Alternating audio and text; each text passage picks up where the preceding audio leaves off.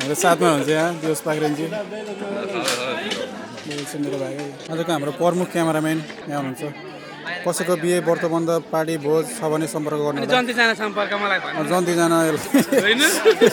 always ready जन्ती आउने त चाहना हो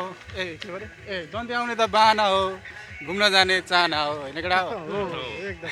हामी चाहिँ जाँदैछौँ लेटाङ अरे नेपालको तेस्रो लामो झोलुङ्गे पुलमा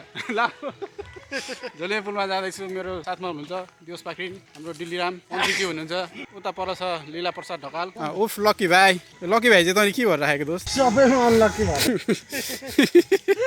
हिँड्ने क्रममा यस्तो यात्रा जारी छ सुन्दर गेट फुलको गेट भएको ठाउँमा हाम्रो केटाहरू चाहिँ झोलुङ्गे पुलको हन्टिङमा हिँडेर आएछौँ हामी केटाहरूलाई गऱ्यौँ भएर कोट सोट खोल्नु थालिसकेको छ केटाहरू अहिले हाफपेन्टसम्म पुग्दाखेरि हाफपेन्टमा मात्रै हुन्छ जस्तो मलाई लागिरहेको छ बच्चा हामीले एउटा अनौठो खालको कुकुर देखेको छौँ यहाँ बाटोमा कस्तो कुकुरहरू भाइ यो चाहिँ यो बराइनबाट मगाएको झुम्से नामको कुकुर हो झुम्से जातको यो चाहिँ झुम्से जातको कुकुर अरे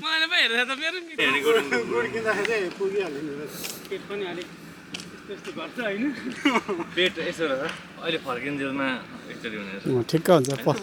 त्यो चिसो हाजमाला दिनु हाजमाला दिनु 10 को दिन ल हाजमाला यो हाजमाला कतिवटा दिन हुन्छ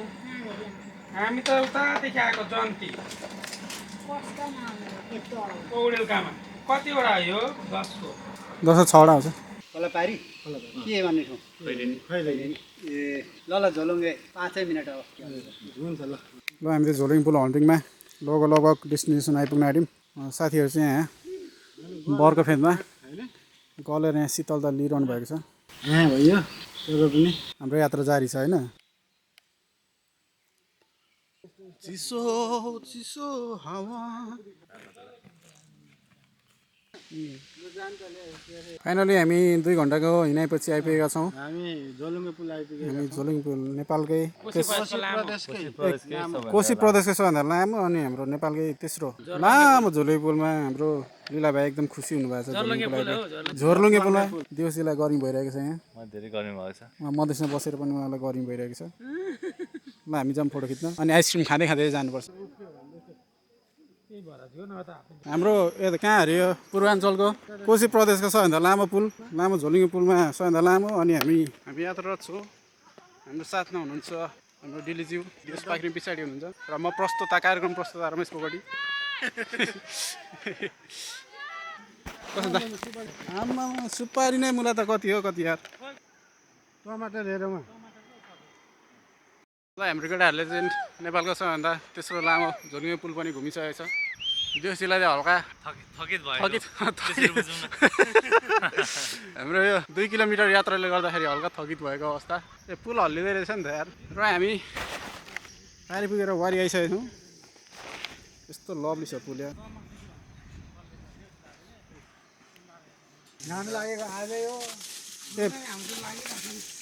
पानी परिसक्यो त पानी आएको यहाँ त धेरै खाले छ कस्तो खानु हुने तातो होला यो तातेको घामले ल डिल्लीज्यू त्यही निकाल नि 4वटा केटाहरूलाई नन भेज के छ केटाहरूको सरी मड्का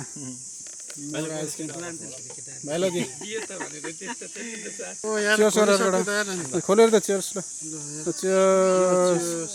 ह्याप्पी बाबु ढुङ्गेल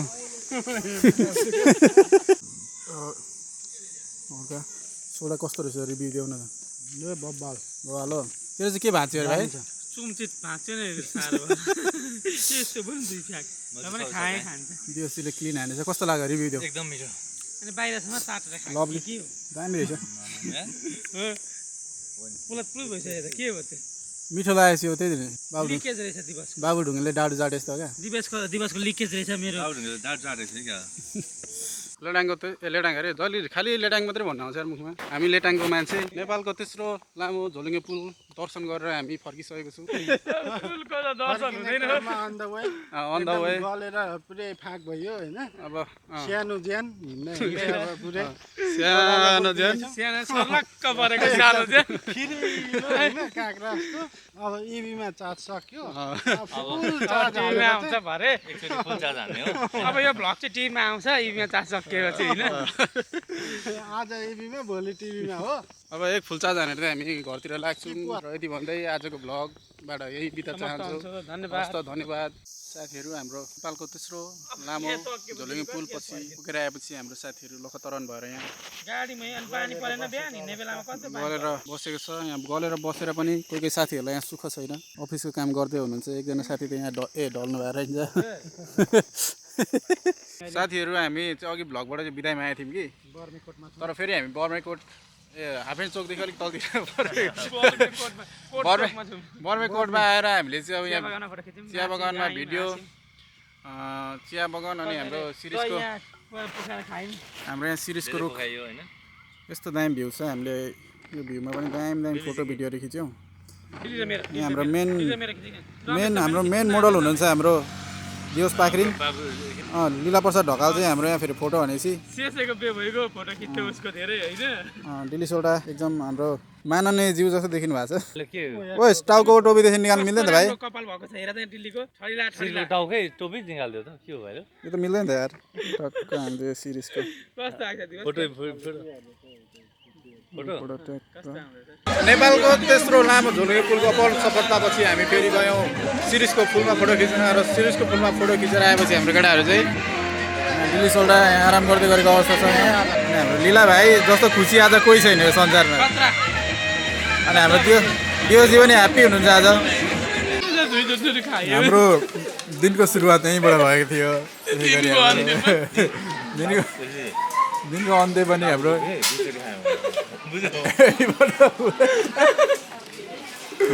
हस् त धन्यवाद मेरो बेमा त्यो एउटा लगेको थिएँ कति बिजोग पारेछ जन्तीलाई आधी जन्ती छोडिदिएर आएछ होइन अनि फोन गर्नु मलाई फोन गर्नु मलाई कहाँ छ र म अर्को सानो गाडी हिँडेको मान्छे अनि बेलबारीमा ल्याएर गाडी उसको गाडीमा विराटनगर बोलेको थियो अरे दोस्रो जान होइन आजको हाम्रो दिनको समरी चाहिँ अब हामी नेपालको तेस्रो लामो झोलुङ्गे पुल भ्रमण गऱ्यौँ त्यसपछि हामीले हापेन चोकमा रहेको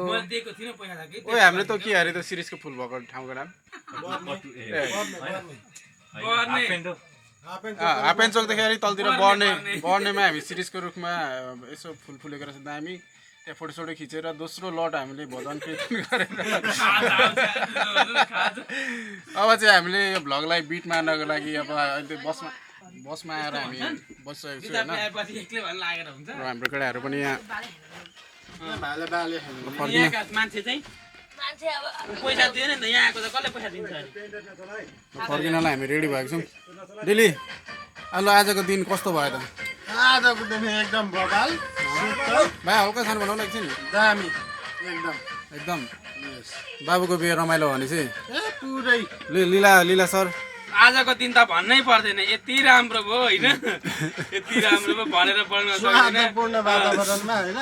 2 लट भ्याइयो खाना म एकदमै खुसी छु बाबुको बिहे 2 चोटि खानु पायो साह्रै खुसी छु पानीपुरी खायो पानीपुरी 10 वटा खायो म धैर्यलाई धेरै टप्प टिप्छ एउटा कामहरूले 3टा खान्छ होइन त पानीपुरीमा बसेको भाइले दाइ तपाईँ फेरि आउनुभयो भन्यो अरे पानीपुरी सक्यो अरे बन्ने टाइम लाग्छ अरे दिमागले खाएर होइन म गएको पानीपुरी लुकायो क्या कसो अरे फेरि म गएको पानीपुरी लुकायो अब निकाल्छ होला लु हामीहरू त